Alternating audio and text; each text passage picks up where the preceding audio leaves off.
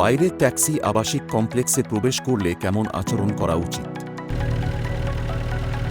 ট্যাক্সিটি যদি কোনো বাসিন্দাকে বহন করে, তবে সিকিউরিটি গার্ড বাসিন্দাকে চিনতে পারে।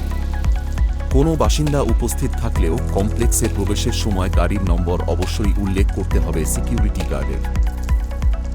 ট্যাক্সিকে ভেতরে যেতে দেয়। ট্যাক্সি যদি অনাবাসী পরিবহন হয়, তাহলে এই পদক্ষেপগুলি অনুসরণ করা প্রয়োজন। হ্যালো স্যার, শুভ সকাল। আমি কিভাবে আপনাকে সাহায্য করতে পারি? আমি মিস্টার শায়ানের সাথে দেখা করতে চাই।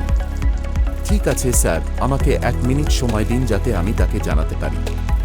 মাইগেট অ্যাপে সিকিউরিটি গার্ড অনুমতি নেয়।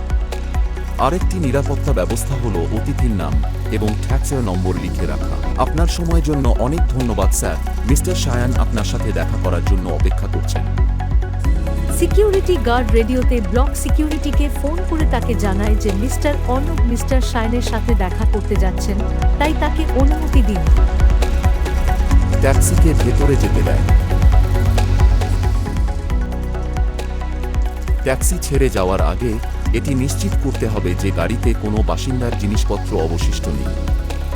এছাড়াও বের হওয়ার সময় ট্যাক্সি নম্বরটি অবশ্যই নোট করতে হবে।